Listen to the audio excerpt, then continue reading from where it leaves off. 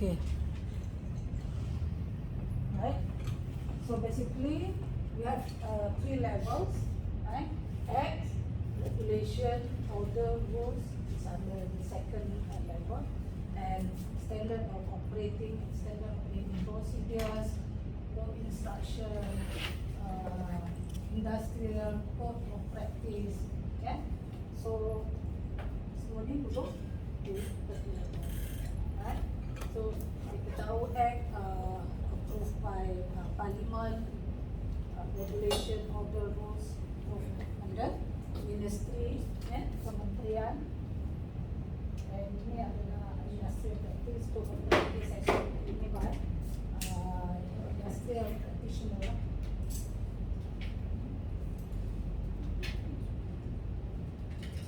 So this is secara umum, secara ringkas struktur perundangan, perundangan negara kita. And basically kita follow definition of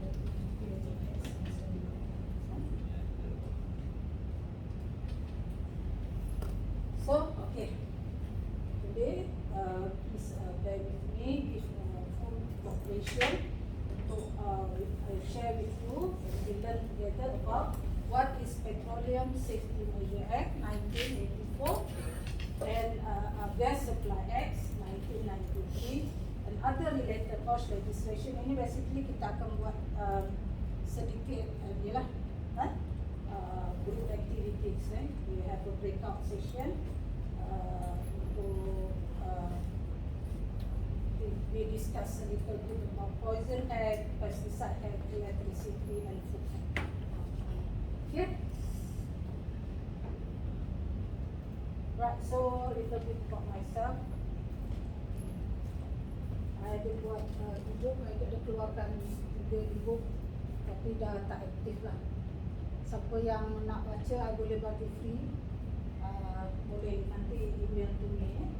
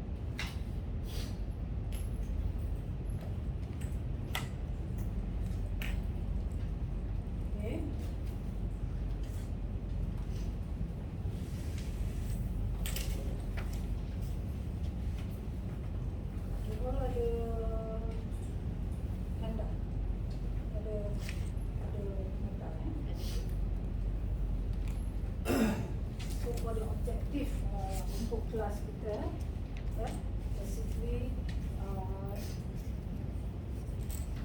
at least you can explain your takeaway for today. At least you can explain 6 main provisions of the above acts lah. 6 peruntukan utama dalam setiap akta.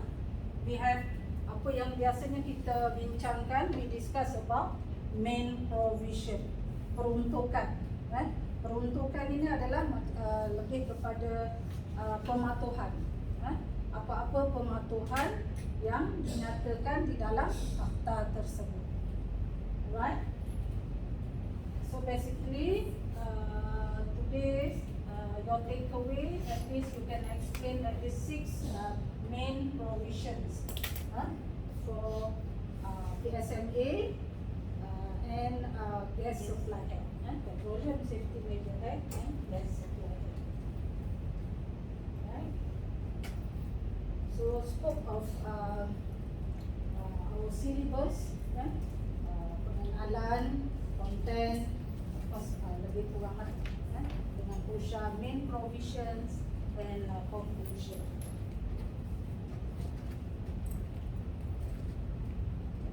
Right?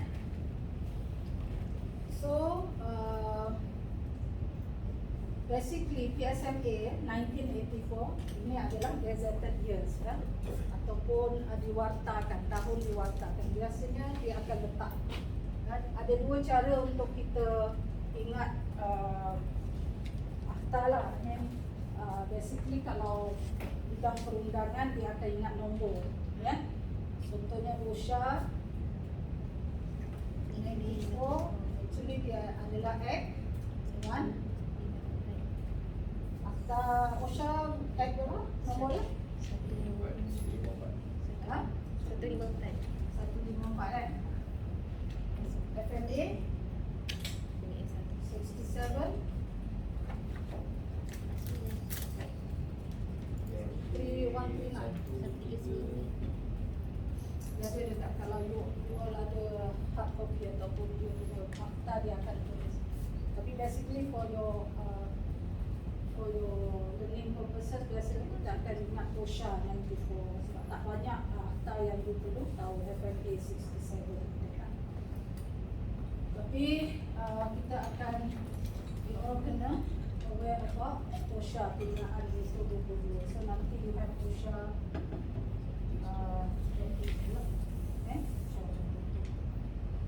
okay. So for PSMA, Petroleum Safety Measure Act, still yang kita masih gunakan yang lama, tak ada pindahan major pindahan perubahan tahun 84. Combined Statutory Requirements dia menggabungkan peruntukan statutory related to transportation, storage, use of petroleum, other related provisions. When we talk about petroleum, so scope untuk akta ini adalah berkaitan dengan industri petroleum industry. Petroleum industry. Basically, in nature, why we also cover gas supply acts. This one gas refer to petroleum gas. Basically our petroleum basin, telaga minyak wells. Basically kita ada dua sifat. Petroleum ada dua sifat lah. We have gas and liquid. Ataupun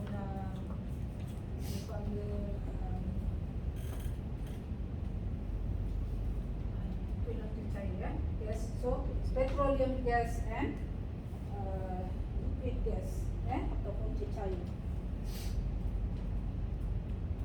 So that's why dalam undang-undang di Malaysia kita ada dua akta untuk menguruskan industri yang berkaitan dengan petroleum. Petroleum Safety Measure Act. Kenapa you all kena cover on that? Because untuk petroleum dia ada Safety Measure Act. For gas supply acts ni more to pembekalan, pembekalan gas, industri pembekalan gas untuk company-company yang membekalkan gas. Gas dekat sini refer kepada petroleum gas only. Later on I will explain a bit about what is petroleum lah. So that's why petroleum industry basically dia ada kalau you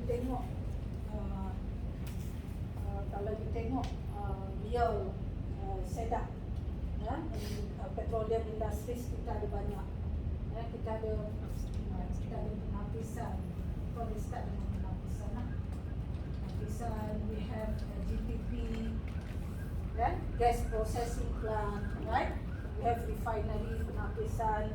Kita ada juga byproducts. Contohnya kita ada petlin di Kertih, petlin, MTBE. Ini semua byproducts from petroleum, methyl, butyl, ethylene. Kita ada LDPE dan sebagainya lah.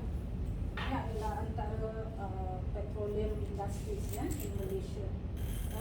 We have petchem, petrochemicals industries as well. Petchem complex dekat Perth, kita boleh tengok. So itu melibatkan semua industries yang melibatkan petroleum, petroleum, right? So transportation di sini adalah pengangkutan petroleum, right? Bukan pengangkutan yang lain. Sebab ini related to petroleum industries, pengangkutan petroleum. Bagaimana petroleum diangkut, diangkut ke kilang ataupun ke plant, ke loji penapisan. Bagaimana diangkut ke gas processing plant. Itu maksudnya transportation of petroleum. Basically, how many types of transportation for petroleum. And then storage, penyimpanan petroleum. Dalam industri petroleum, how we store petroleum in industries, use of petroleum, penggunaan petroleum, and ada peruntukan lain yang biasanya di stipulated dalam pasal, right? So there by number is Act 302. Gazetted June amendment, ada sedikit amendment itu berkaitan dengan this is not really important, repeals unnecessary addition of uniform provision. Okay, so Act 302. Okay, so they have 11 parts. They have 11 parts of under this PSLE Act. Sama lebih kurang, dia start with preliminary, permulaan dia. Dia tak panggil introduction, dia panggil preliminary. And by parts ni kita boleh tengok here, this is part 2, part 3, part 4, part 5, part 6 adalah main provision, peruntukan utama yang dikena, yang dikena faham sikit. Transportation of petroleum by road ataupun railway, train, petroleum by water, petroleum by air, and pengangkutan petroleum by pipelines. And then storage, kita cover tadi dalam tu, storage and handling. Bagaimana penyimpanan dan pengandalian petroleum dilakukan during offload, during discharging, offload atau onloading of petroleum in our oil and gas industries. Right? Hello, hi, have a seat.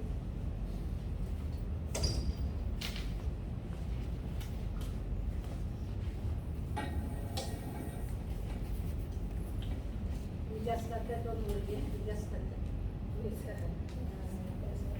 Context. Okay, 11 parts of PSLE.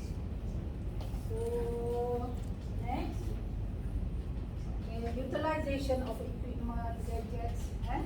So, sampai 8, this is a main requirement. So, at least you have to know at least 6. You can state 6 main requirement. Dalam ni ada 8 main requirements, and this is ada miscellaneous, general power of verification, liabilities, and general. Existing equipment, gadgets, material, plants, appliances, building structure, and installation. When we talk about oil and gas industries, all related equipments, appliances attached to the equipment, to the pipelines, is subject to requirements of the Acts, and also engineering code of practice.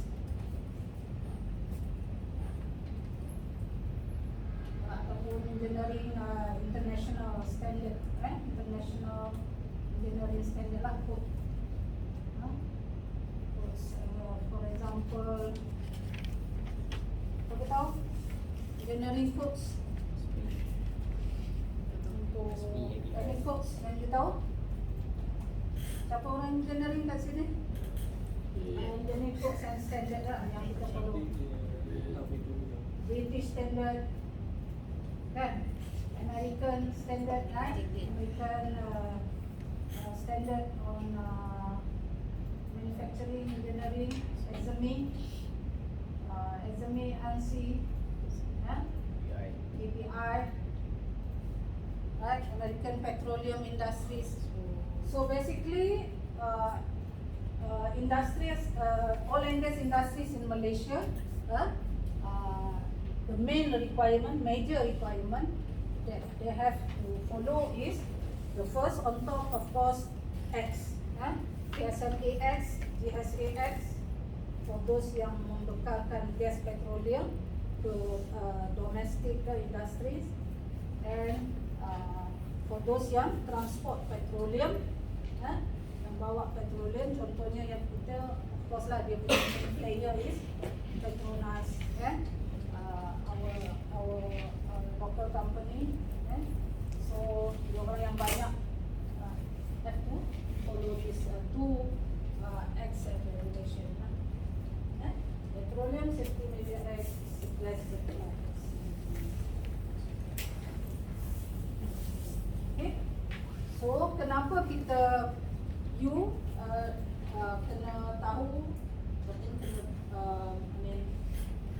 cover dalam SHO syllabus, because kita tahu oil and gas industries is very high risk industries lah, kan? By assessment kita tahu it's a very high risk industries. Why it's a high risk industry? Kenapa? Because the material itself, the raw product itself is highly flammable and also highly explosive. These two character, when we do assessment, basically dia tak lepas daripada maknanya dia very high risk. So mudah terbakar dan mudah meletup. So sebab tu, in specific they have safety measure. After petroleum dalam kurungan, the specific they focus on langkah-langkah keselamatan. Yang industri perlu fokus, perlu take note, perlu implement, and required to follow. So under this act, bagi mengelakkan kemalangan industri yang besar, major hazard incident. Right? So ada 11 bahagian. Tadi saya dah highlight main requirement ataupun main provision terkandung di dalam. Ada berapa main provision dalam PSMA? Main provision ada 8. Dalam we start from part 2 until part 8.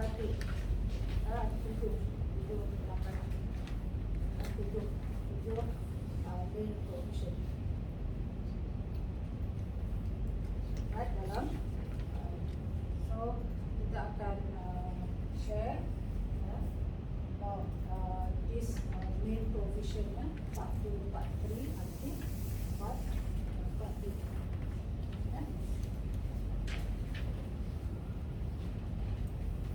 Okay. Next. Okay, prelim biasanya start with a short title, announcement. Ini dalam kalau you tengok act itself, itu biasanya ada reference Ustaz ini tak bagi. So the apa part yang penting sedikit lah untuk you tahu berkenaan dengan interpretation, tafsiran lah. Tafsiran, what is tafsiran bagi inspektor, apa yang dimaksudkan dengan inspektor. An inspector of petroleum appointed under section ini. Inspektor ni adalah berkaitan dengan kaki tangan government servant lah, under section 38, yang bertanggungjawab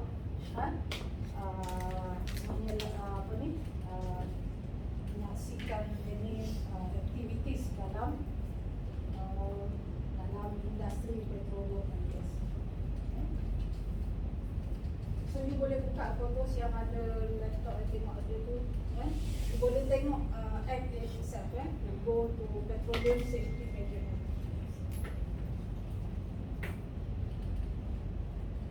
Okay, handling, termasuklah ini tafsiran bagi handling.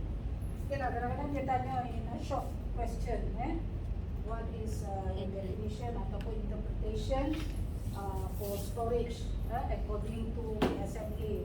Okay lah, you have to memorize ataupun you can use your own words lah. What is interpretation for handling SMA. Any action atau tindakan, sentuh, rasa, grasp ni macam apa? Grasping, transferring, dicantik, dishan with the hand or assisted by any means. Itu handling. Storage, penyimpanan termasuklah proses dispensing of transport petroleum. So you can memorize this. Understand the interpretation. Okay. So this is the main one lah. Apa interpretasi ataupun definition untuk petroleum according to PSMA. Any mineral, oil or related hydrocarbon, and natural gas existing in its natural condition and casing head petroleum, including bitumen, shells and other stratified deposits from which oil can be accepted, including petroleum product. So I think we have to kata tak kenal maka tak cinta kan. So kita tengok sikit berkenaan dengan petroleum. Kita kenal sikit what is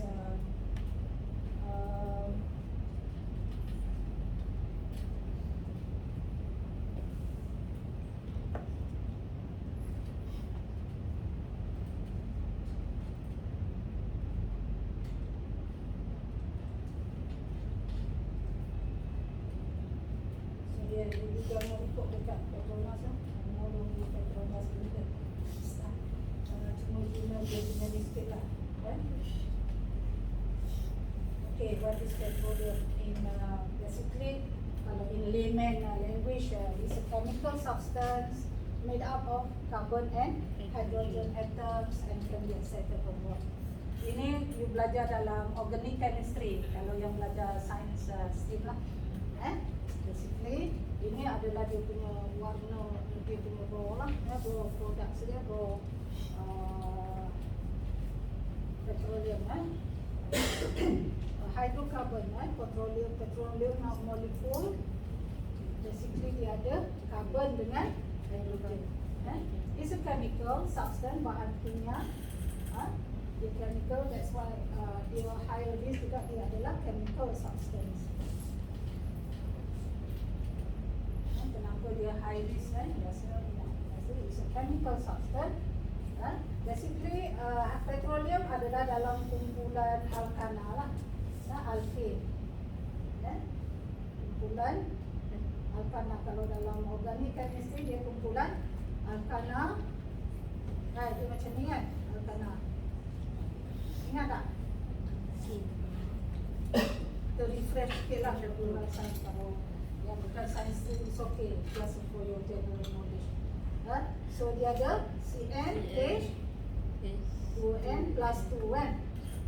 Ingat tak? Kalau dia start dengan kalau C1 mana dia? Kalau C1 H4, right? So hidrogen akan ikat carbon dengan 4 atom dia lah. So kita ada apa? Kita ada start with etana dulu ke? Metana dulu. Etana. Etana, metana, butana. Kalau saya tak masih butana. Dan 4 apa? Propana. 5 pentane pentana, hexana, heptana, 7 8 octana. Ke 10 dah octana. Lebih kurang macam itulah. So dia akan bertambah. Kalau karbon 2 so hidrogen jadi 6, karbon 3, hidrogen jadi 8. So this is kumpulan petroleum. So ini adalah gas petroleum. Kenapa saya tuliskan supaya you tahu. Ini adalah dalam kumpulan gas. Semua ni adalah gas petroleum. Gas-gas yang terkandung dalam cair petroleum. Sebab dalam telaga minyak atas tu ada gas. So gas ni biasanya bila kita buat cari gali, ya, kita buat exploration, gas ni yang akan pergi ke gas processing plant. Sebab tu dalam actual industries kita akan ada GPP, big GPP, ya, dekat kampung saya tu, hometown saya dekat Santong, kita ada GPP 5 and 6, the biggest GPP lah kot in Asia. Kalau in the world, di Qatar lah, Qatar they have a gas processing plant, the biggest gas processing plant in the world lah. So bila gas dah habis, baru dia akan keluarkan, dia akan transport. Ini pergi kepada refinery dulu. That's why kita ada Petronas refinery, and then we have others byproduct lah, based on distillation. So the refinery dia ada proses distillation. So industries tu akan tengok kepada byproduct juga dalam raw products of hydrocarbon.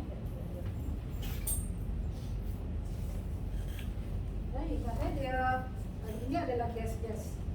Siapa industri yang membekalkan gas ini? Metana, butana, propana, yang termasuklah natural gas, yang terpakai untuk kita punya ni, NGV, termasuklah apa lagi? Ada a few lagi.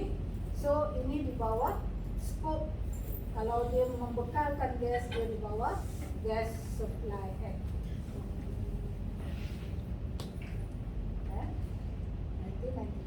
Later, lepas habis PSNA, kita akan tengok sikit on Gas Supply Act, requirement ataupun dia punya main provision. Cuma beza dia, demarcation dia nanti kita akan beritahu kat mana PSNA dia pakai, dekat mana GSA pakai. Dia ada demarcation dia lah, dia sampai mana.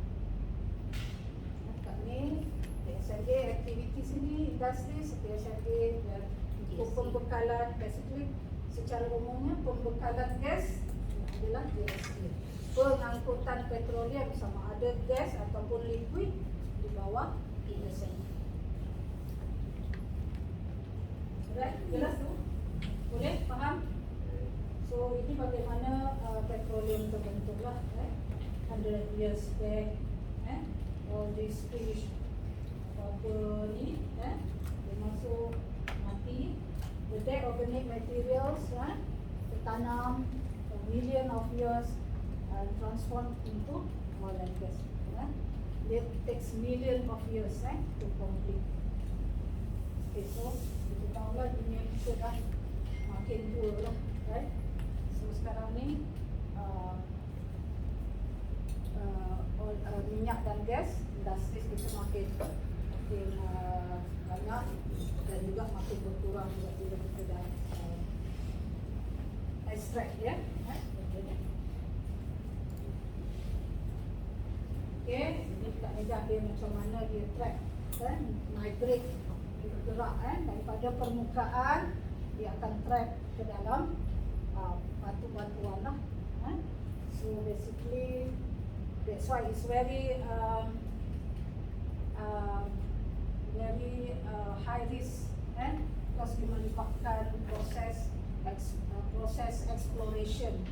Before explore dia ada they call it seismic activities untuk track a source of wells ni lah, wells. So dia jauh ke dalam, penggerudian perlu dilakukan jauh ke dalam tanah. So it's a very high risk. Dan ini report lama lah kita punya basins lah, kita punya wells, kita punya wells di Malaysia,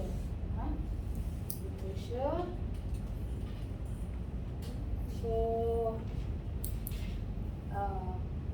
kalau di Semenanjung di belah pantai timur, especially Terengganu, Penuh Basin, dan Kelantan pun ada, dan Sabah Sarawak, North East Sabah, South East Sabah Basin, kena kat situ. Dan we keep explore, the owners keep explore untuk cari new wells, new wells. Bila kita dah korek satu, dia punya prinsip, you have to find a new one, untuk balancekan dia punya input dan output, production.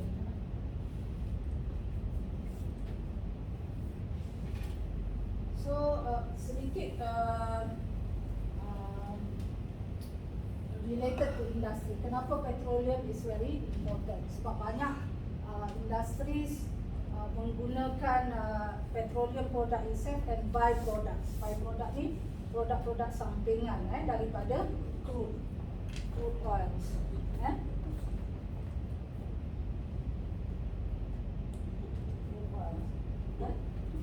So this is kita punya daily needs lah, especially dalam industri plastik.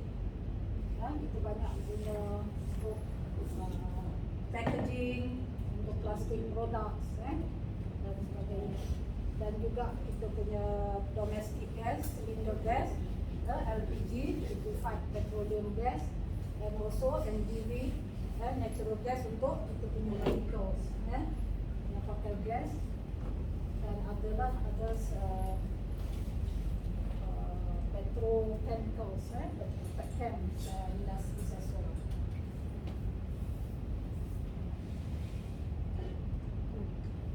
So this is type of industries yang I terangkan sikit tadi. Basically, dia start dengan exploration.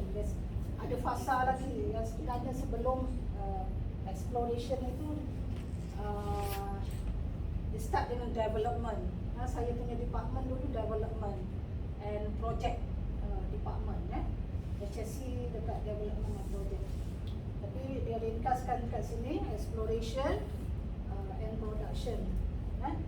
Dia ada exploration, lepas exploration kita ada project lah, project department. Project dulu nak develop ni platform, develop platform, then ada hook up, ada engineering activities, dan baru dia pergi kepada production. Oil refining, gas, gas kita cairkan dia jadi LPG, is a liquefaction punya industries lah. Gas pergi ke processing. Kenapa gas proses juga? Sebab gas kadang-kadang dia kandungan dia ada sulfur, high sulfur. Basically dia ada dua lah, high sulfur dengan high mercury. Untuk crude dia high mercury. So basically gas ni dia akan proses juga untuk jadikan dia lebih low sulfur lah, dan kita cairkan juga daripada gas kita jadi liquefied petroleum gas LPG. So kita ada industri oil and gas, kita ada crude oil, ada juga petroleum products, petrochemicals, LPG, sales gas, fertilizers, baja pun boleh buat daripada asalnya daripada crude oil, daripada raw petroleum dan LNG. LNG. So ini antara industri petroleum di Malaysia lah. So sekarang ni kita ada dua kawasan ataupun dua kompleks oil and gas yang terbesar lah Malaysia. Satu di Kerteh dan satu lagi di sekarang ni di belah Pengerang, belah Pengerang, belah Ramunia, Teluk Ramunia, Johor. Kita ada kompleks petroleum petchem terbesar juga. How petroleum is explored? Ini melibatkan geologi. Ada geologis ni? Bekas geologis. Ada. So ini kerja geologis lah. Kalau untuk anak-anak nanti yang nak target untuk dia minat batu-batuan apa semua, biologis, geologis. So dia akan tengok dari segi macam mana perolehan data dia untuk cari wells, cari petroleum wells lah. It's not easy. Kadang kalau dekat minyak bukan offshore saja, tapi kat Malaysia kita banyak offshore kan. Kita ada onshore juga. Onshore darat, offshore pesisir mana dia di laut, di laut lah, bersih lah. Kita punya first well kita jumpa di Sarawak, itu di darat first well kita dekat darat di Sarawak. St. Mary, dipanggil St. Mary first ni lah, St. Mary platform ataupun drill wells ataupun drilling facilities. Ini adalah kerja-kerja field works yang melibatkan geologi.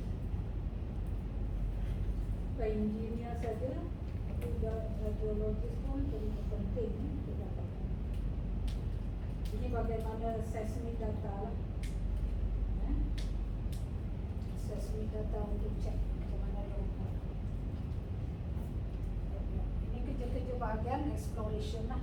Exploration yang akan buat seismic, kerja-kerja seismic untuk dapatkan minyak, untuk dapatkan telaga-telaga minyak ataupun dia punya basin, well basin.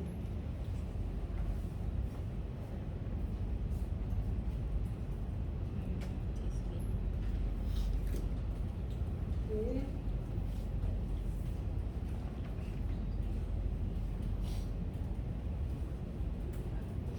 Okay, ini drilling operation. Ini contoh-contoh rigs dia, drilling rigs untuk ambil minyak lah. Untuk drilling rigs.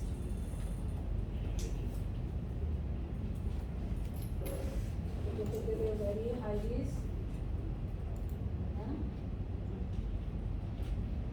Ambil samples, so analyze lagi, baru pergi ke development.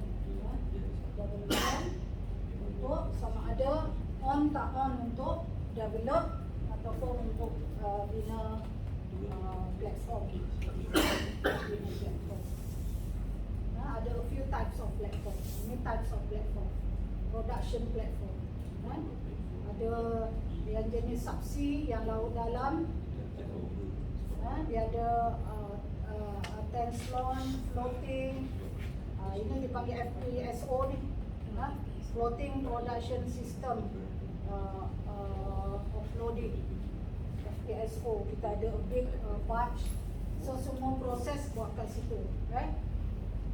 Ambil minyak and then proses atas barge ni, right? So they call it FPSO.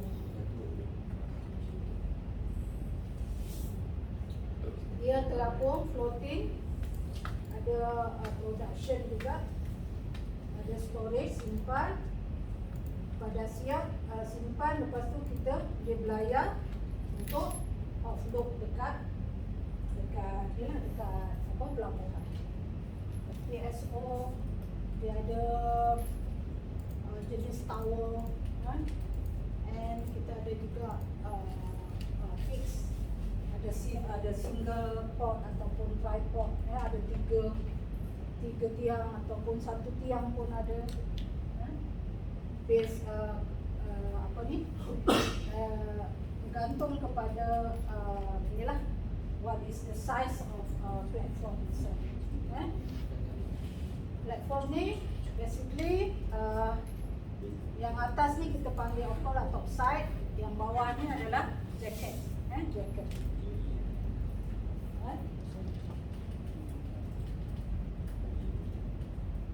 Ada orang oil and gas sini. Ada orang fuel.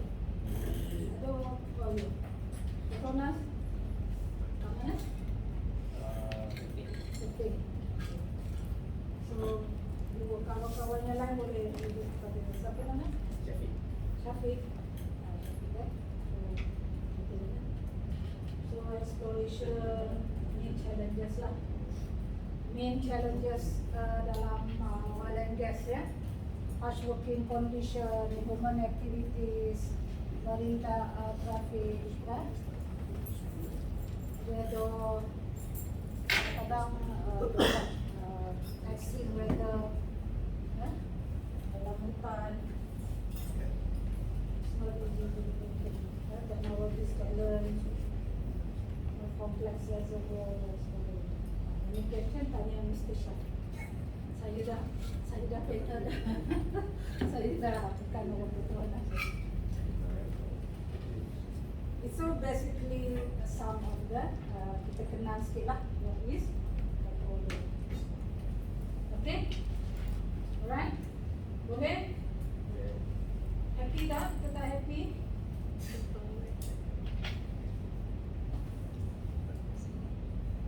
Okay, so petroleum, interpretation class of petroleum, kita ada 3 kelas, ya. Dalam akta tu dia ada bagi detail. Raja-raja lah belek. Saya tak akan go details lah. Kalau saya rasa banyak soalan akan ditanya dalam objektif tu.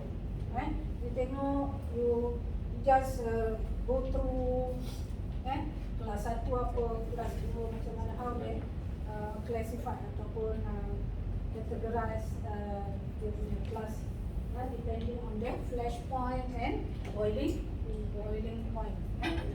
Takat nyala ataupun takat apa? Takat dan takat didih. Dia ada dua suhu yang membezakan antara kelas 1 hingga kelas 3. Kelas 1 adalah paling manilah, paling tinggilah, paling bahaya lah. Sebab dia ada takat flash point, takat kilat. You baca sendiri boleh ni, kelas 1 hingga kelas 3. Dia ada suhu lah, suhu dia. Berapa suhu. Untuk kelas 1 macam mana? Dia ada range dia. License premises, respect of if there is a license to store. Semua aktiviti yang melibatkan transportation, storage, handling of petroleum, subject to license. Bermula dengan buat survey seismik pun kena ada license, kena ada kebenaran, dan kena ada kelulusan daripada jawatan kuasa. Dia ada high committee lah ya, untuk mula sesuatu projek cari gali pencarian dan production oil and gas. Dalam kementerian, dia di bawah kementerian KPDNKK. Apa ni? Kementerian Perdagangan dan Perdagangan apa? Dalam negeri ya. Dalam negeri, Koperasi dan Kepenggunaan, ataupun in English MDTCC, Ministry of Domestic Trade, yang betul Perdagangan dalam negeri, Cooperation and Consumerism. Dia kurang. So dia ada jawatan kuasa sini. Jawatan kuasa melulus dan menimbang, dia panggil. Jawatan kuasa melulus. So Petronas, Shell, apa-apa yang investor ataupun oil and gas player kat Malaysia, sebelum melakukan apa-apa aktiviti, dia kena dapatkan kelulusan daripada NDTCC dulu. Ini ada satu akta juga. Dia buat tertakluk kepada akta Zone Ekonomi Eksklusif. In English apa? Economic Exclusive Zone. Economic EEZ, yes, EEZ. Economic. Lama dah tak mengajar. Ngayos tak? Baru this year baru satu kelas. EEZ banyak benda dah hilang. Economic Exclusive Zone, bawah akta. Ada jawatan kuasa. Dalam ni ada 13 member daripada government lah, termasuklah DOSH, Jabatan Alam Sekitar, Jabatan Perikanan, Jabatan apa satu lagi yang untuk tanda tu, dia apa? Untuk penandaan di ni, apa nama jabatan tu? Hidrografik, di bawah laut lah, Jabatan Laut, Maritim, BPMN, Jabatan Laut, semua akan sit together. Petronas ataupun ni Shell akan bentangkan projek dia, dan dia akan bersoaljawab lah sebelum mendapat kelulusan. Nak pacak satu pipe pun kena dapatkan kelulusan MDTCC lah. Provider dia di dalam zone ekonomi eksklusif. Semua mana dia start daripada dua batu nautical. Nautical sebenarnya miles until 200 nautical miles. Ini adalah zone ekonomi eksklusif lah. Eksklusif. So subject to approval dan license. Semua yang bekerja dalam ni, yang nak memasang, yang nak buat apa-apa, buat survey, subject to license. Semua company subcontractors ataupun main player perlu ada license. Ada license di bawah pengawasan ataupun enforcement of PSME. Bawah siapa? Yang punya custodian siapa? Kita tahu?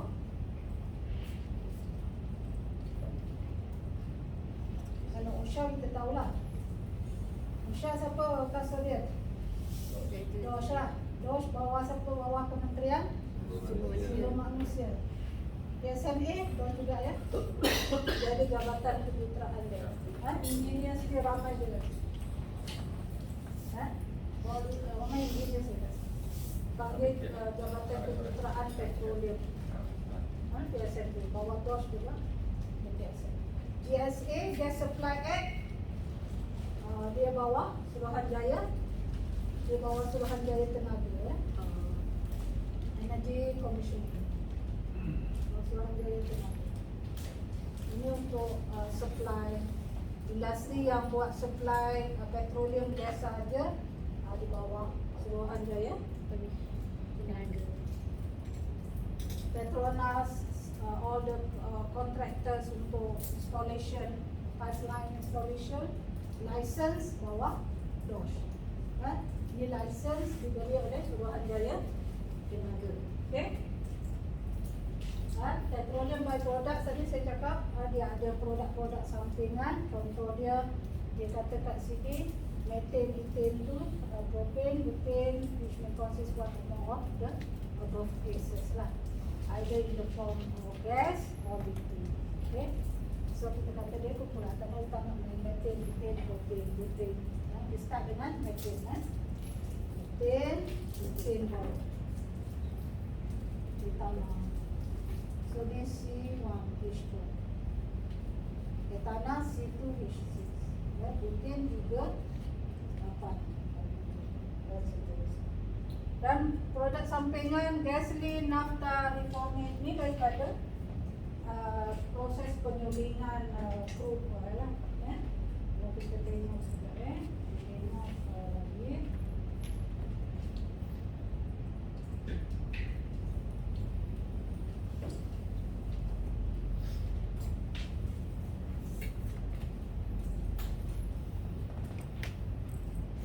Basically dia punya refinery, proses refinery kecil.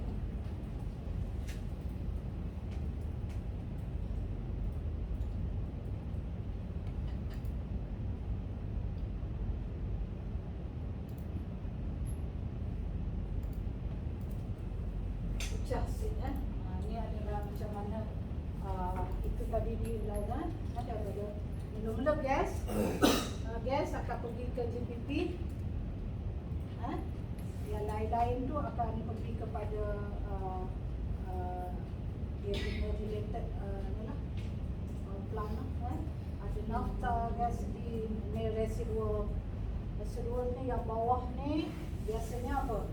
Bitumen tar tu yang guna untuk jalan untuk buat jalan raya ada heavy gas oil, lubricating untuk minyak-minyak pelincir yang kita pakai untuk motor, kereta, semuanya base daripada crude oil base lah. Crude oil base. Ada kereta ni crude oil. Ini proses refinery. Basically this is the refinery process lah. Kalau kita pergi logi, inilah unit-unit yang ada.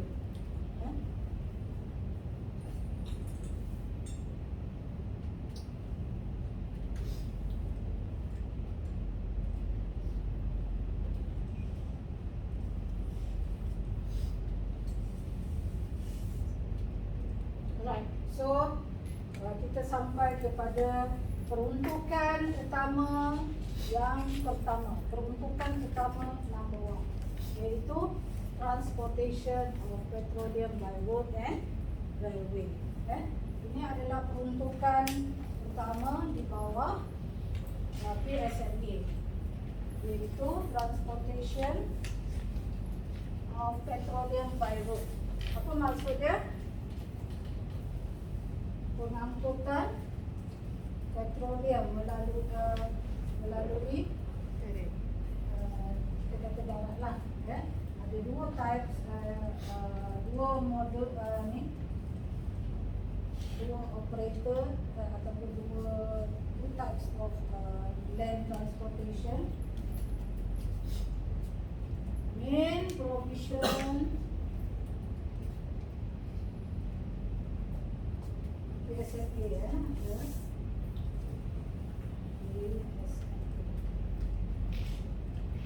according to PSNA.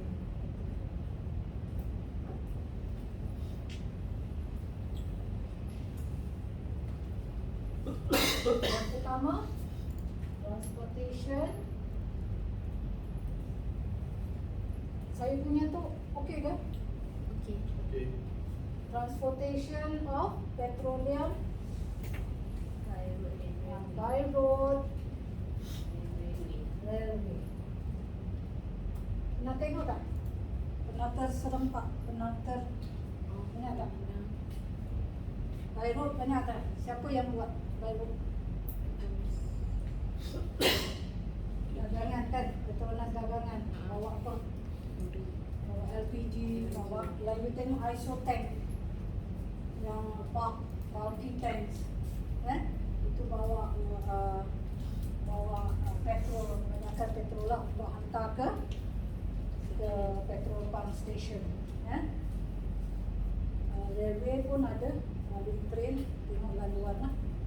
Ada customer yang menggunakan railway. Okay, must comply.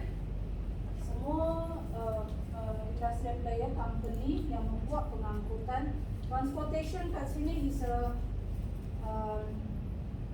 dikira bulk lah, bulk transport lah, dalam kuantiti yang banyak, dalam kuantiti yang besar, itu dipanggil pengangkutan. Pengangkutan. Kalau dalam gas supply act ni kita akan dia kalau pipeline, pipeline ada dua jenis lah, transportation pipeline dan distribution pipeline. Transportation big size, size besar, diameter of pipeline bigger, besar, more than basically dan dia panjang lah, dia panjang dan high pressure. Distribution smaller pipeline, kecil-kecil untuk agihan, small size dan low pressure sebab dia just nak distribute saja, distribute. Biasanya dia low pressure, ini high pressure. Nah, dia long distance, ini sampai kepada 200 km pipeline. Distribution ni short distance.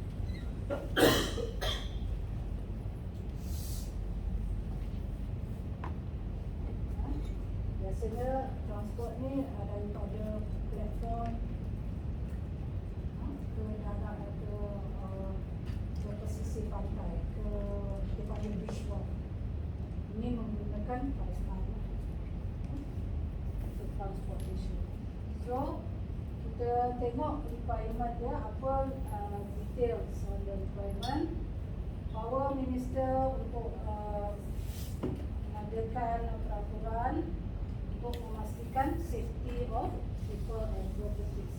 Workers informed to acts and regulation, dan ada of course lah, kesalahan subject kepada penalty. Penalty dalam OSHA dah naik times 10 dalam OSHA kena aware. Semua penalty kesalahan-kesalahan besar dah digandakan 10 kali ganda. Kalau yang 50,000 jadi 500,000 New OSHA punya tindakan baru.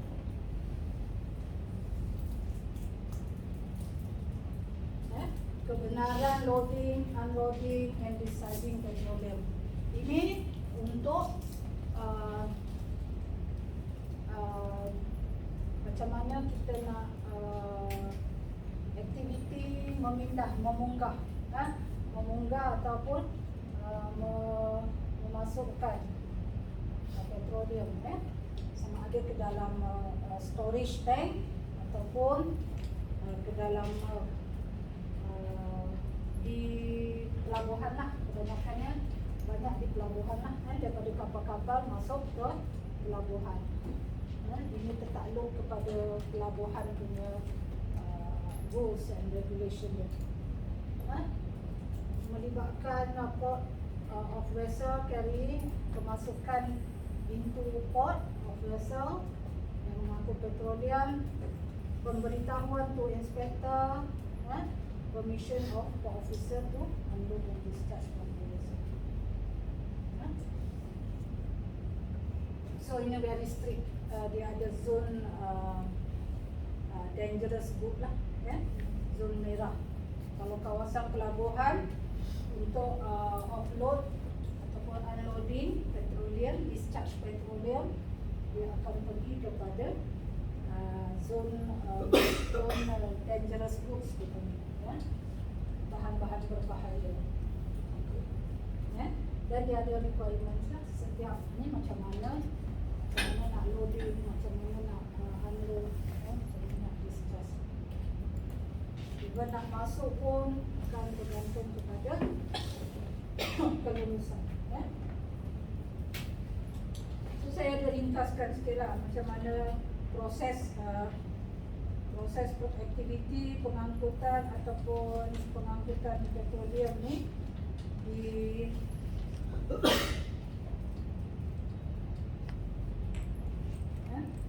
kalau you baca, yang dibaca details dia punya akta, ya, untuk penguatan. Jadi already kita tengok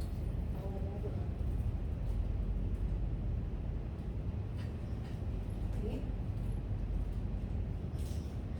By water dulu, by water, penguatan, pemunggahan dan pelepasan petroleum yang dibenarkan.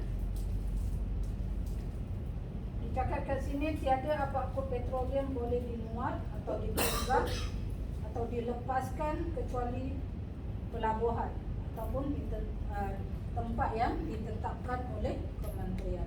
Kalau you tengok PSNA, you tengok soft copy PSNA, dia ada pelabuhan-pelabuhan dia dah listing. Kat pelabuhan mana boleh menjalankan aktiviti ini. Tidak semua pelabuhan boleh menerima kapal-kapal petroleum, yang di tempat yang ditetapkan oleh kementerian. Ada area dia, ada pelabuhan yang telah digazetkan. Menteri berkuasa melantik orang yang layak untuk menjalankan tugas. Pegawai pelabuhan, port officer, port officer, dan dia orang pun ada safety and health officer juga di pelabuhan. Okay. Entry port of vessel, kemasukan vessel membawa petroleum ke pelabuhan dengan kebenaran bertulis kepada pegawai pelabuhan. Ini banyak paperwork jugalah, ada notis kebenaran, kena ada surat secara bertulis. Ini diuruskan oleh inilah port admin lah, macam mana dia dengan communication dia dengan kapal, dengan kapten dan sebagainya lah. Nahkoda dikenakan denda sekiranya melanggar peraturan ini. Kalau sekiranya tidak ada kebenaran bertulis, tidak lebih 15,000, dan mungkin petroleum boleh disita, ataupun dirucukkan. Itu requirement bahawa kemasukan vessel membawa petroleum ke pelabuhan. Sebelum masuk, notification to inspector of vessel coming into port. Memberitahu inspektor kedatangan vessel ke pelabuhan. Apabila sampai saja ke port, memberitahu inspektor ketibaan vessel dan sertakan butiran lengkap petroleum. Ini semua forwarding punya documentation semua kena clear. Kalau tidak, penalti lagi kepada nahkoda ataupun pemunya ataupun kepada ejen, kalau tidak ada pemberitahuan. Right? Permission of port officer untuk bila dah ada kebenaran baru pegawai pelabuhan boleh benarkan pemunggahan ataupun pelepasan petroleum ke dalam storage ataupun ke dalam ISO tank lah, untuk dibawa ataupun diangkut. So di bawah ini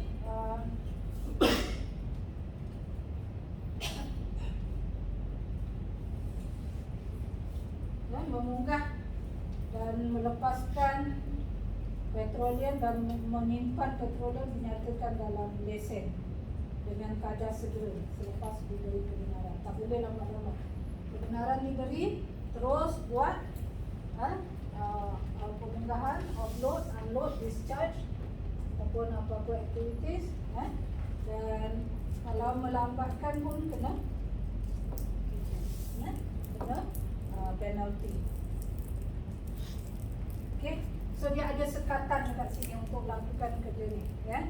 Dia kata kat sini sekatan ke atas penguatan, pemunggahan dan pelepasan petroleum adalah dia ada time frame dia antara matahari terbit hingga matahari jatuh. Kenapa dia hadkan masa tu? Kerana dia berlaku di siang hari sahaja. Kebenaran di siang hari sahaja. Malam tidak boleh berlaku. Kerja-kerja memunggah ataupun kerja-kerja melepaskan petroleum. Kenapa tidak sesuai aktiviti ini dijalankan malam?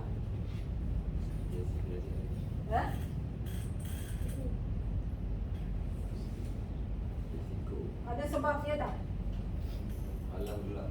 Gelap, ya, dari segi visibility untuk melihat ini kebocoran, leaking, tak nampak, susah nak nampak, so kita nak elakkan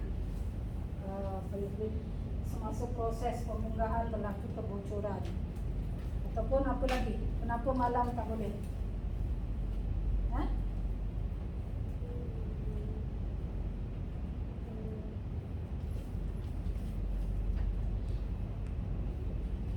Okay, you boleh tengoklah apa lagi yang biasanya dari segi pemunggahan petroleum, sifat petroleum itself dia kadang-kadang kalau especially gas kan, dia tak berbau, tak ada rasa, tak ada warna, so kebocoran tu memang susah untuk kita kesan.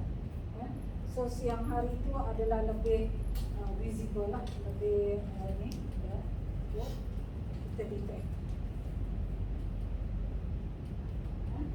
Tapi dia ada pengecualian lah. Kalau yang direct discharge, pemunggahan tukar dari vessel terus kepada pemasangan di pantai tu okey. Kalau storage tak boleh, penalti tidak lebih daripada 10,000. Okey. Arahan pegawai pelabuhan berkenaan vessel. So semua tu bergantung kepada kelulusan, kena ada notis, kena ada pemberitahuan sebelum kapal ataupun vessel masuk ke pelabuhan. Right?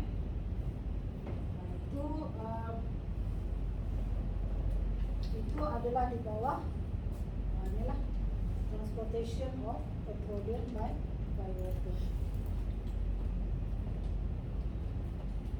Saya dah ke sana. Yang by road tadi tu tak banyak lah. Contohnya dagangan biasa diangkut secara tukar dalam ISO tank lah. Biasanya dalam ISO tank lah. Kalau you tengok ISO tank yang dibawa oleh tanker kan, lori tanker lah biasa. Kalau kita tengok ada.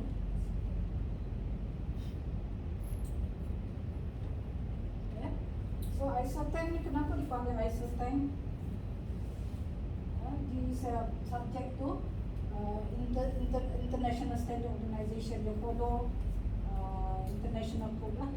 Dari segi fabrication dia, dia mesti subjek kepada kod-kod yang saya bagi tahu tadi, sama ada British Standard ataupun ASME Standard. Biasa kalau API ni untuk pipeline biasanya, pipeline schedule American Petroleum Institute.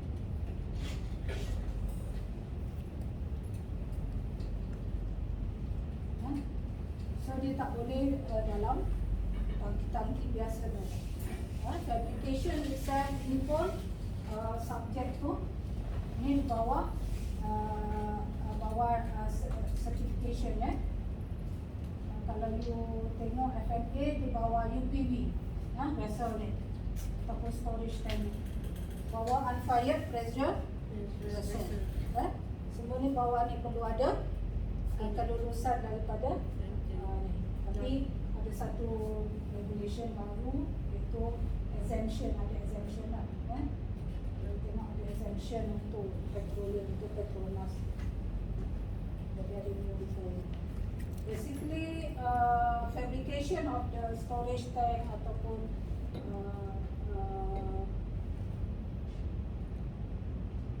ISO tank ini subject to requirement AFTA dan juga international codes and standards. Materials, what type of material dipakai, carbon steel, stainless steel, ada code dia semua. So memang very kata strict and kena follow all the requirements. Ini demi untuk mengelakkan berlaku kemalangan industri yang besar bila melibatkan oil and gas. Petroleum of course dia menyebabkan major hazards. Kita tak nak that kind of incident atau accident happen. Okay. Itu bawa by road tadi kan. Ini second main provision, petroleum by water. Ini by vessel. Kalau vessel ke port, melalui port lah biasanya, port lah pintu dia untuk masuk FPSO. FPSO biasanya akan masuk ke port untuk loading, unloading ataupun discharge petrol.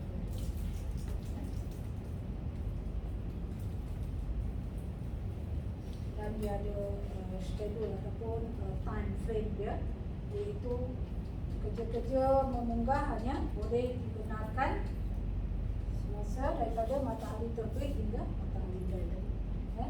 Biasanya 8 o'clock until 6 o'clock.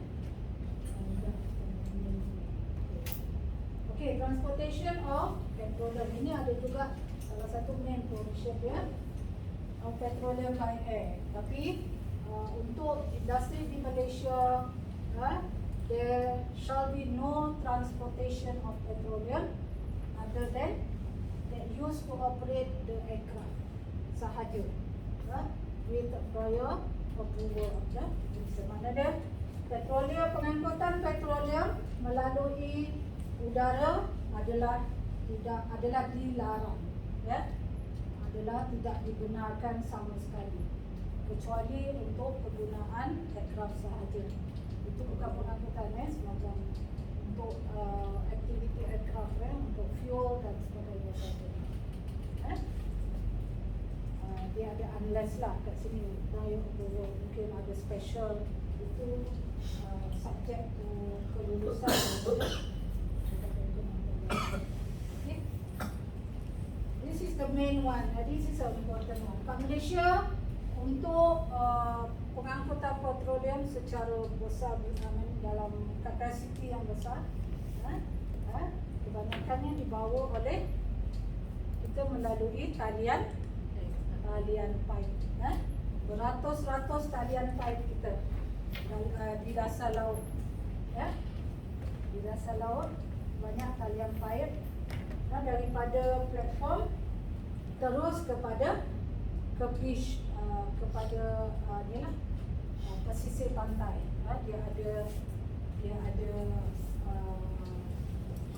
light point ataupun loading pipeline untuk bawa kepada processing plant. Kebanyakannya kita melalui talian pipe, bawah tanah. Kenapa kita guna talian pipe? Banyak menggunakan talian pipe tidak melalui darat, tidak melalui train dan tidak melalui kapal. Kerana talian pipe kalau ikut safety assessment, dia adalah lebih selamat, kurang kurang bahaya. talian pipe ini kalau daripada platform, kita akan tanam bawah tanah lah.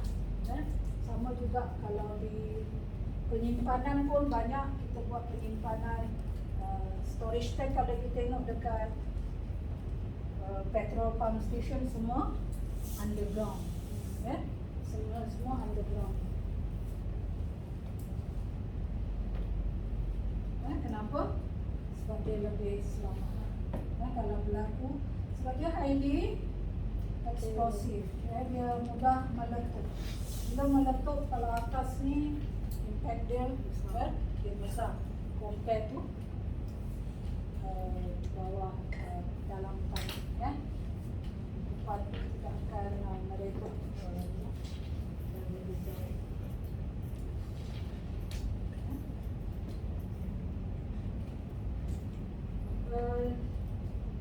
About safety awareness kan, kita ada isu baru ni yang budak-budak melepak dekat itu dekat mana? Cycle dekat mana? Genting. Dekat Genting. Sampai macam tu sekali dia punya, kita boleh katakan zero awareness lah kan. Tak ada kesedaran langsung berkaitan dengan keselamatan. Dia tak tahu ke bawah tu ada underground storage untuk LPG ataupun untuk crude dekat stesen. Tak boleh lah kan gitu. Macam amat kata menyedihkan jugalah kalau orang kata general awareness macam tu pun kita tak tahu kan. So bakal-bakal SHO you must kata expert. Kita pun ramai sekarang ni pekerja-pekerja asing so kita kena expect diorang memang dari segi awareness, kesedaran, pengetahuan tentang keselamatan zero. Make sure bagi training, bagi maklumat sebanyak yang mungkin kepada diorang. Jangan take for granted kalau kata diorang dah kerja lama, dah tahu. Macam kita lah orang yang tak terlibat dengan keselamatan, kesihatan. Awareness diorang memang tak ada. Kalau tidak membaca, memang tidak ada knowledge safety. So that's why dia orang boleh memasak selama memasakkan dekat kawasan tu. Sedangkan kita tak tahu kebocoran boleh berlaku anytime. Right? Dan bila berlaku kebocoran, of course bila LPG, bila melibatkan petroleum mudah meletuplah, akan berlaku letupan ataupun fire lah, kebakaran. Okay. So it's a big challenge untuk you all yang terlibat, yang involved dalam safety and health, occupational safety and health. Kena banyak bagi info, banyak bagi bagi induction kepada pekerja tentang keselamatan dan kesihatan, terutamanya kalau yang dalam industri oil and gas, oil and gas, heavy lifting, construction, semualah, semua tempat ada hazard. Alright, by pipeline, of course approval macam saya cakap tadi, dia ada bawah ZEE ni ataupun EEZ ni, Exclusive Economic Zone.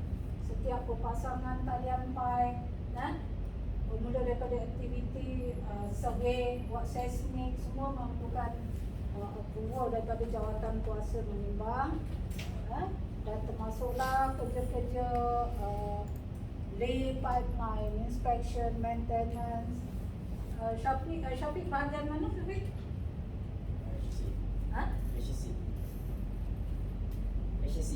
HSC lah.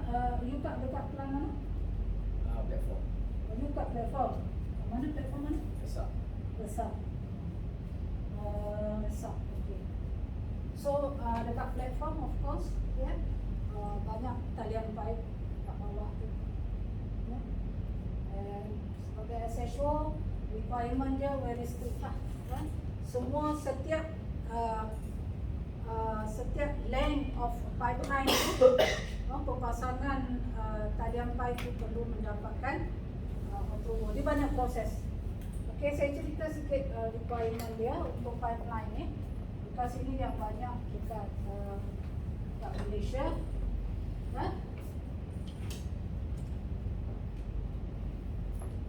Dari segi kelulusan dia, saya cuma kena tahu because akta ni is kalau tidak mematuhi akta dikira sebagai major NCR lah. Because akta regulation bisa untuk setiap company perlu mematuhi peruntukan akta peraturan perintah. Biasanya dalam kita punya polisi itu statement kita yang pertama kan, on the top management commit to comply to implement all the requirements under X regulation dan sebagainya. So bila melibatkan talian pipe, dia ada dalam akta ada requirements dia lah.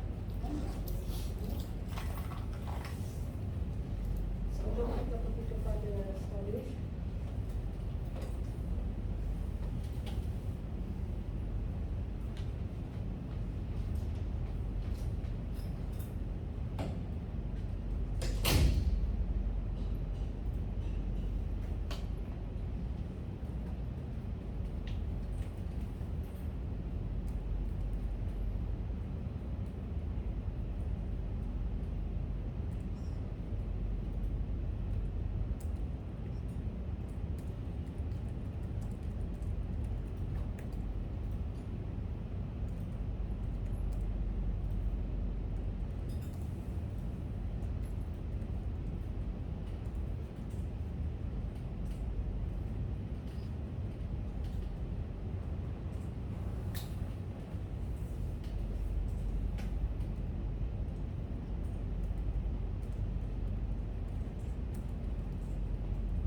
okey, ni talian, biasanya talian pipe pengangkutan transportation of petroleum by pipe. Dia ada regulation dia. Bawah PSMA ada 2 regulation. Satu transportation of petroleum by pipeline. 19 PSMA 83 dia 84 regulation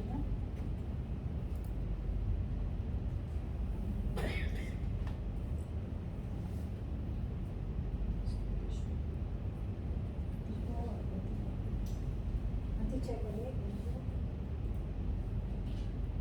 Position petroleum by water regulation net.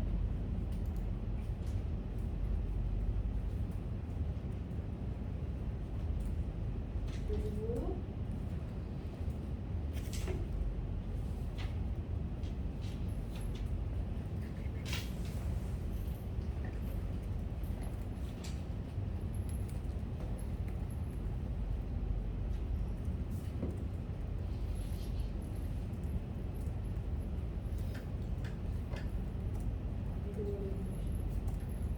bincang tadi tu ialah dia punya akta lah. Akta bincangkan bila normally bila ada main provision perlu ada details. Details dia adalah regulation. Kalau you faham act ni is a what part lah. What is OSHA? What is PSMA?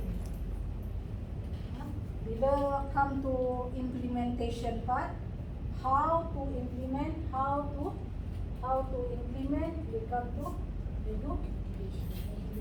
So implementer normally dia orang banyak rujuk kepada regulation bawah akta-akta tu lah. Jadi bawah PSMA ada 2 regulation dan normally regulation yang dibuat itu adalah daripada main provision lah, ya. Peruntukan utama ni yang kita nak implement ni, nak pastikan pematuhan.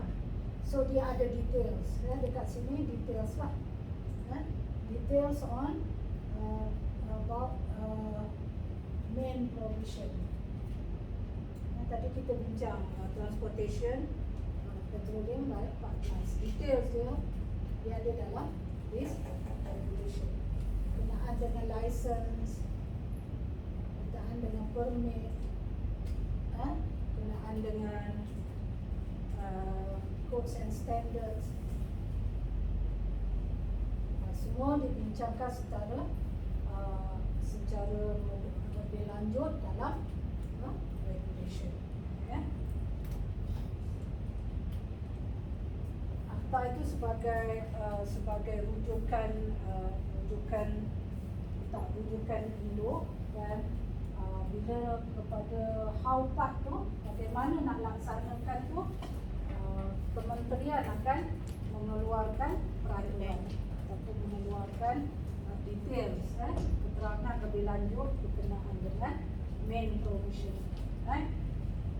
So biasanya pengangkutan talian pipe ni biasanya daripada Kelantan, minyak ataupun gas, diterus ini pun dah beratus kilometer underground, dibawa ke plant logi pemprosesan gas processing plant ataupun refinery, dan talian penghantaran gas ni transmission pipeline dihantar ke kemana, ke industries ke industries ataupun ke talian pipe biasanya ke pelan-pelan lain lah, logi-logi lain untuk dia utilities plant, utilities and facilities plant. Okay, dan dia sampai kepada demarcation ni dekat sini lah, stesen pintu portal. Stesen pintu portal ni metering station ni adalah pemisahan dua antara PSMA dengan GSA. Ini dipanggil talian pipe agihan gas supply tu, gas supply X. Sini bermula daripada inlet bawah PSMA, outlet bawah GSA, gas supply neck. Dalam talian gas pasangan industri, kecuali aspek keselamatan sistem gas di bawah PSMA, dan pasangan perumahan, meter gas dan sebagainya. Okey, so ini dia punya skop akta bekalan gas. Ini skop PSM melalui talian pipe, talian pipe. Dia ada overlap sikit lah, sebab tu dia dimarketkan, dia akan bidang kuasa Suruhanjaya Tenaga. Ini bidang kuasa Suruhanjaya Tenaga, ini bidang kuasa DOSH, dalam talian pipe. So our regulation by pipelines tu, saya cerita sikit. License, setiap company yang membuat pemasangan talian pipe kena ada license. Pasangan ada buat kerja maintenance, hookup, engineering, semua perlukan license talian pipe daripada DOSH. DOSH akan keluarkan, dipanggil gas contractor license. Contohnya biasa yang buat untuk Petronas, macam HTL offshore, diorang banyak buat pemasangan talian pipe. Diorang kena ada gas contractor license. Sama juga requirement untuk GSA, untuk buat distribution pipeline perlu ada gas contractor license. Offshore, Sapura, MMHD. Ini antara kontraktor Petronas lah yang terlibat dalam pemasangan talian pipe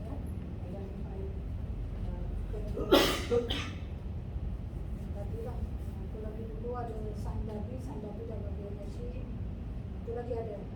Tabung haji pun ada sekarang buat ya. Siapa yang nak tengok boleh tengok lah ni, yang nak minat dalam oil and gas boleh tengok lah ni. Ya. Petronas pun banyak sekarang vacancy boleh tengok. Recession.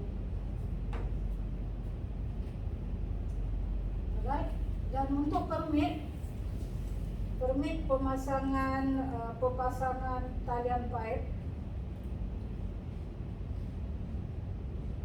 pemasangan dan operasi talian pipe ya. Pipeline. Ada dua jenis permit. Satu dipanggil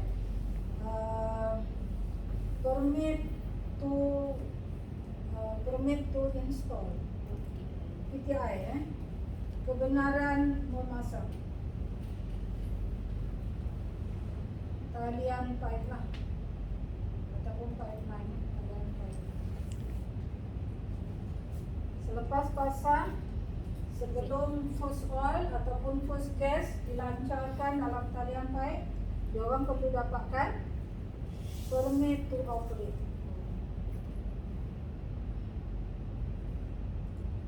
Ini macam mana akta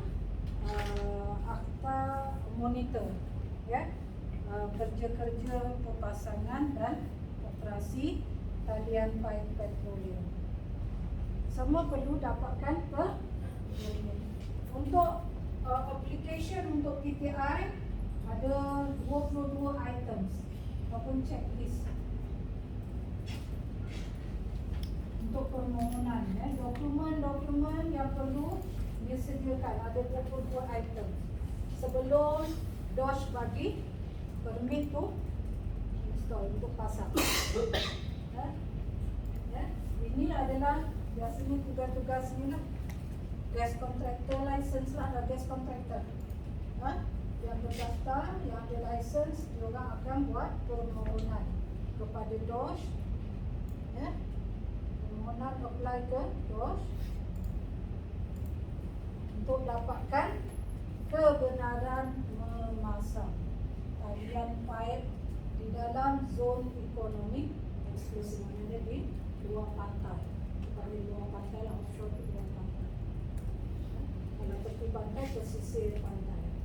Tapi pesisir pantai juga tertakluk kepada PTI, PTO. Dia bawah ekonomi zon eksklusif 2 nautical miles up to 200 nautical miles. Dua batu daripada pesisir pantai hingga 200 dia punya radius ya. Yang perlu kepada kebenaran permit ya. Permohonan ke DOSH ini semualah, kalau engineering dokumen semua kita sebut talian pipe, dia banyak kerja-kerja welding, itu yang biasanya DOSH akan tengok.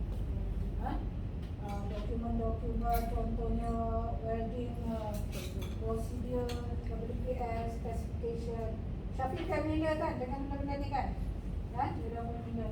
So sebagai SHO you kena tahu all these requirement.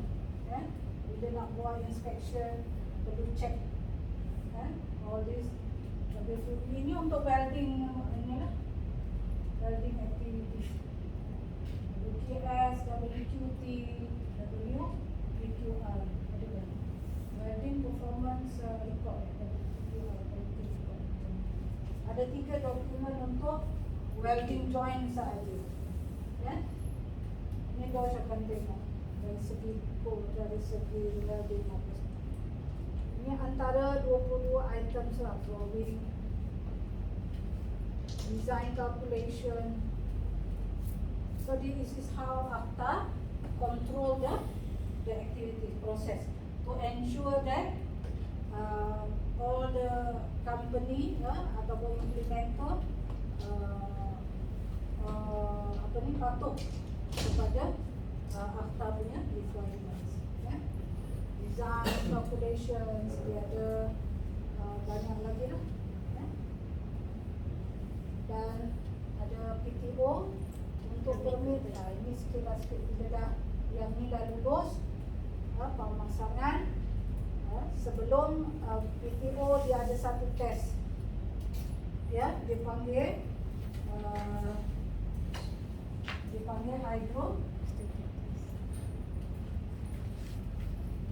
hydrostatic pressurized testing. HT ya. Hydro test lah, in short hydro test. Sebelum diberi PTO. Ini adalah di bawah requirement international standard lah, codes and standard. Ini adalah international codes and standard requirement untuk melaksanakan HT, di mana HT ini disaksikan witness by DOSH officer. So bagi yang tak tahulah bagaimana industri oil and gas ni diuruskan ya. It's not easy dan it's very strict, banyak requirement yang perlu dipatuhi. Sebelum PTO diberikan, lulus hydrotest okey, berjaya, lulus HT dengan documentation yang lengkap, baru DOSH akan keluarkan permit tu. Ini requirement. So mungkin objective question dia orang tanya simple je, saja saya share untuk dia punya proses. Dan mungkin ditanya PTI PTO in under what act? Tadi sudah dengar, you tahu di bawah GSA. Untuk GSA sama juga lebih kurang, sebab dia melibatkan tile lampai tapi lebih kecil. Untuk supply tu distribution pipeline, dia panggil approval tu install dengan approval tu operate. Ya? Dia approval, dipanggil approval, kelulusan. Ini kebenaran. Ini beza dia, ini dia.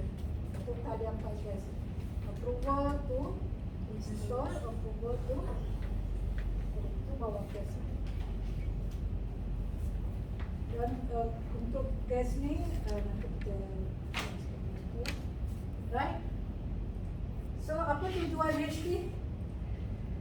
Syafiq, HT untuk apa HT? Dah kena dah Syafiq, tak apalah. Kita share knowledge. Dapat pahala. You pernah involve dengan hydrotest testing? Pernah kan? Apa tujuan dia untuk hydrotesting, hydro pressurized testing ni? Untuk talian pipe? Yes. The main one is to check any leakage. Bila melibatkan petroleum ni, kebocoran tu very sensitive. Kita tak nak ada sikit pun kebocoran. Sebab bila bocor saja, cost lah. Dia akan escalate to mungkin worst case dia akan jadi disaster, letupan yang besar, kebakaran yang besar dan sebagainya. Ini untuk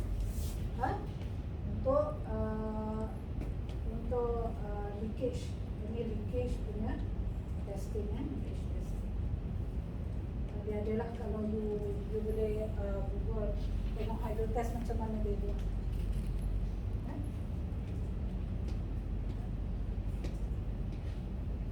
Hydrotest ni pun essential kena tahu lah. Proses dia, area tu kena cordon, kena sekat, tidak boleh bekerja lalu lalang sekitar tu sebab dia melibatkan tekanan, sekat tekanan. Anytime pipe hose boleh burst, so boleh mencederakan kalau ada pekerja-pekerja di sekitar tu. Banyak kes, dah banyak kes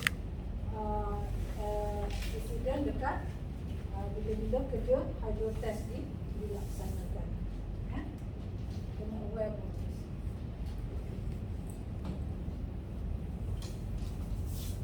Okay, bawah GSA pun ada sama lebih kurang. Ini daripada approval ni daripada dikeluarkan oleh inilah Suruhanjaya Tenaga.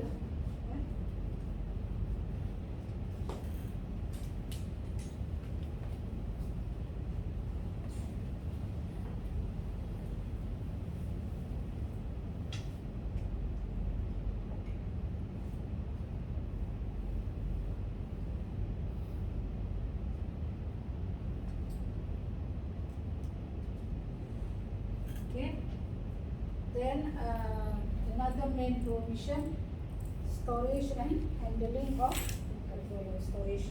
Penyimpanan ni kurang sikit lah ya, kurang sikit dari segi risiko dia ya. Inquiry into accident by any person, offences, dia cerita pasal mungkin offences. Jika berlaku sebarang kemalangan dan ada siasatan kemalangan. Main provision dia ada exemption, pengecualian. Ini tidak perlukan kebenaran yang kelas 1A diikut base of kelas 1A, 1B, 1C. Industrial use macam skip tank yang kita tengok kat construction tu, dia orang bawa, dia orang simpan untuk daily use. Itu pun tak perlu kepada permit ataupun kelulusan kebenaran. LPG kita pun kita tak perlu dapatkan kebenaran kita boleh kena less than 50 kg juga kita boleh mesin Singapore domestic.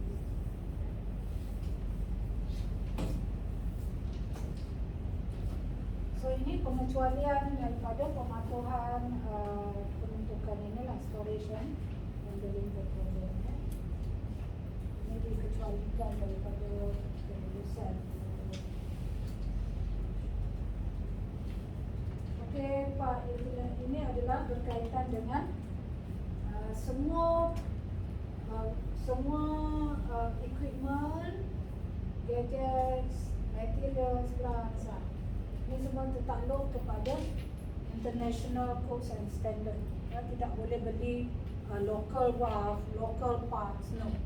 Dia ada spec dia, specification dia, specification untuk peralatan-peralatan ataupun gadget-gadget yang terlibat di dalam pengangkutan petroleum, sama ada untuk storage.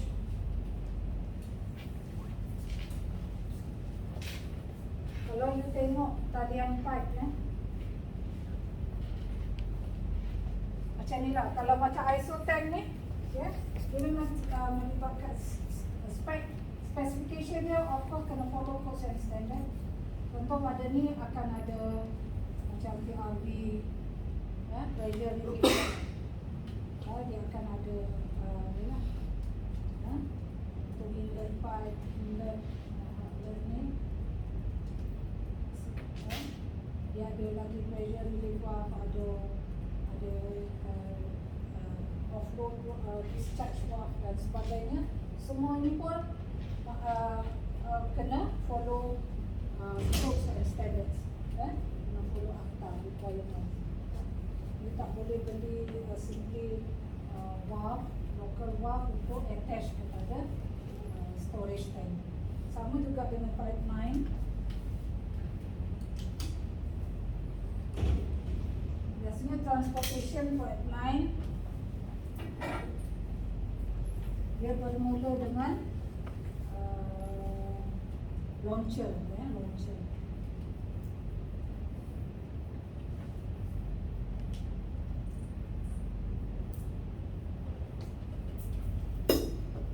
Panggil launcher biasanya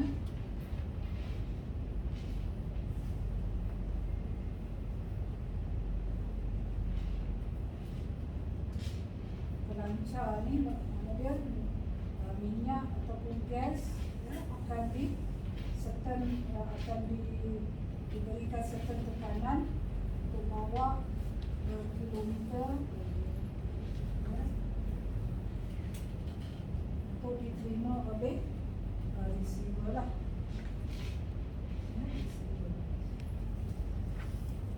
So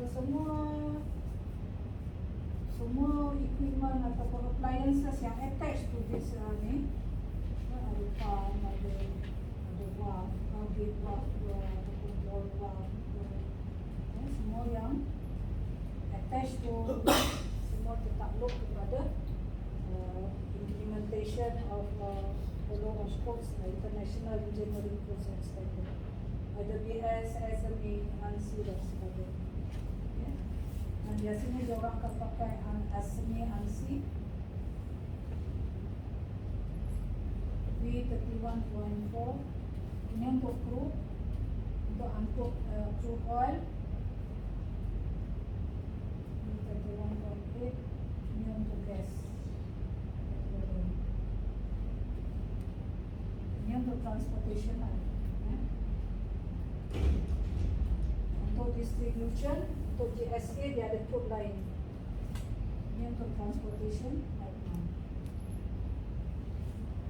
Mula daripada launcher sampai ke receiver, semua equipment yang terlibat dekat sini, ya. The valve, pump, all the safety equipment tertakluk kepada akhta dan pematuhan international coast.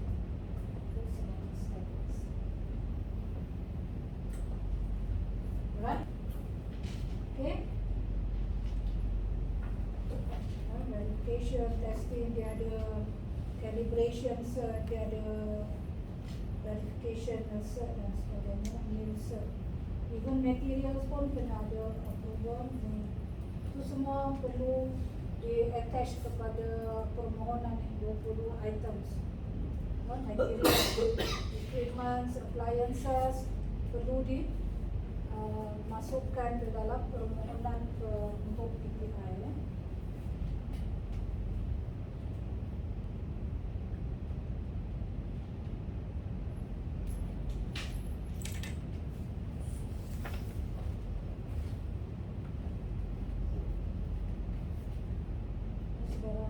Repair work atau rectification, perbaikan dia bagi selama 3 years, 3 years period.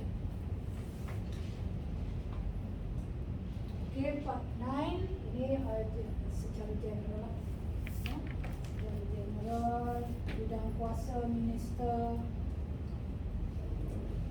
untuk menetapkan sesuatu peraturan, liabilities, responsibilities, general. Okay, so regulation, regulation anda ni ada bukan land, dia ada dua land, tak ada juga dengan dua.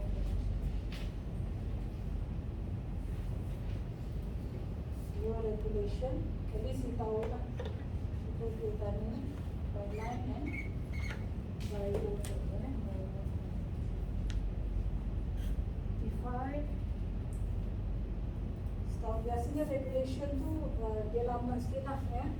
Dia banyak masalah dalam implementation. Kalau ada regulation, dia akan keluarkan rang undang-undang. Regulation ni rang undang-undang kecil lah. Peraturan ni rang undang-undang kecil.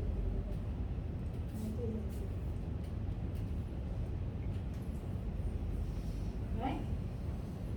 So, secara kita boleh conclude that kita cover all for the transportation, storage, handling, petroleum and irrigation. So yang kita cover adalah these three as a main provision under PSM. Okay. Right.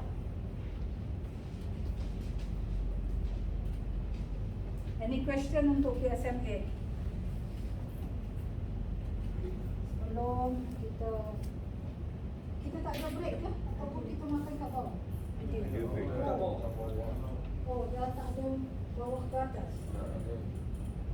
Kenapa tak? 10 ke berapa tadi? Ada orang 5 ni? Okay, so we stop here for break, morning break. Nanti kita akan sambung gas supply, nanti. Right, boleh kita minum Siapa tahu penghulu? Mr. Abu tadi ah, Mr. Abu. Mana satu? Ya, betul. Mr. Abu. Nanti next time remind me.